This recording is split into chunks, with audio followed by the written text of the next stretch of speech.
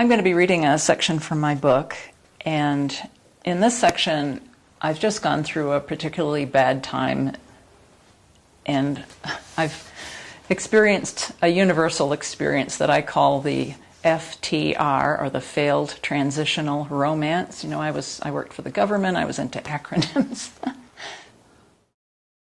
My name is Beth Baptiste. I live in Laramie, Wyoming, and I won a Wyoming Arts Council Literary Fellowship this year for 2014. I write creative nonfiction and usually memoir. I've dabbled in fiction somewhat, and I hope to go back to it someday, but my primary work right now is memoir, and the book that I've just published is memoir. The title is Altitude Adjustment, A Quest for Love, Home, and Meaning in the Tetons. My book is about following my lifelong dream to live and work in the Rocky Mountains. I'm originally from the East Coast, and I've had this dream for as long as I can remember. And I have a background in wildlife biology, so I got a job at Grand Teton National Park as a wildlife biologist, and the book kind of chronicles my work there, and also the lessons that I learned from nature and wildlife, because I find nature and wildlife very inspiring. As a reader myself, I far prefer to read memoir written by average people than by famous people, because I can identify with them more. I think that the average person does have a story to tell, and I've found that out with my book. I've gotten several emails through my website from women all over the country saying that they went through a similar situation, they fell in love with the West, and they moved out here. And so I think I'm identifying with people, and they feel moved by my work, and that's why I write, is to move and inspire people. To artists, and particularly writers, I believe, the Wyoming Arts Council Fellowship is kind of like a holy grail, and that we all kind of aspire to win a fellowship one day, and I applied for it many years and finally won it this year.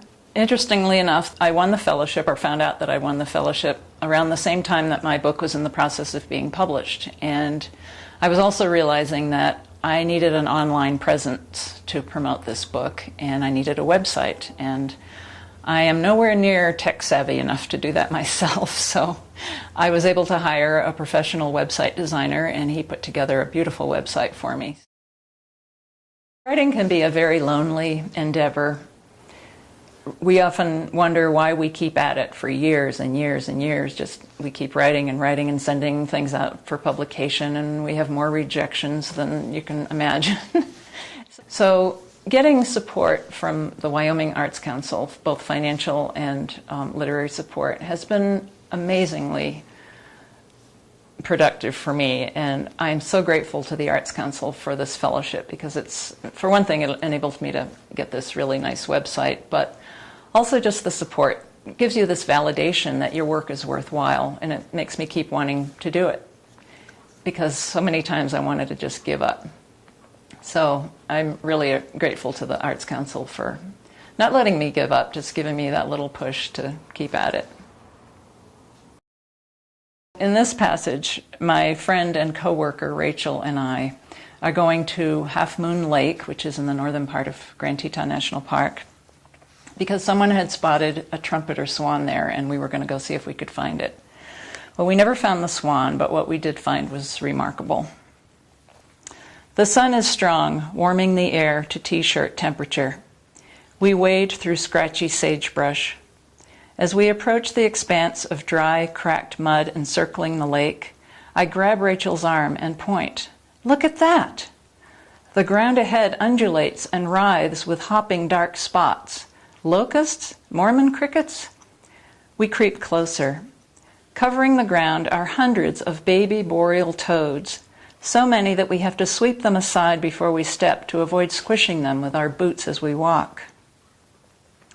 Rachel and I are awestruck as we stand breathless in the midst of this poppling carpet. Succumbing to the universal human need to claim some wild, sweet treasure as ours for a time, we each squat and grab a toad. My hands close around it in a lopsided prayer position. Holding this warty, throbbing bit of flesh barely bigger than a cranberry, I relish the cool skreel of its splayed toes on my fingers. Slowly, I lift the roof of my bent fingers and peer at the toad in the dark cavern of my hand.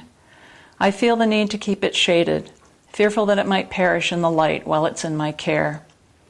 It sits on my palm, motionless, drab-eyed, its mouth a cartoonish, downward curved slit.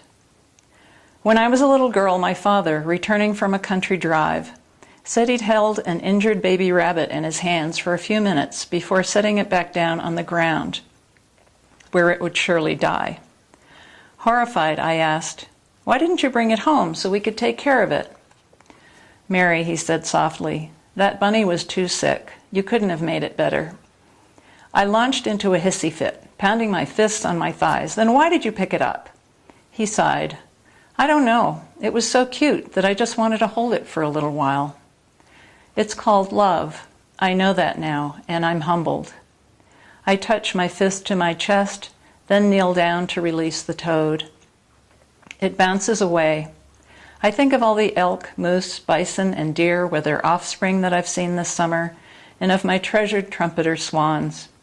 At a time when I've been wondering if I might ever experience love again, I realize that's exactly what this achy, yearning feeling is that courses through my heart.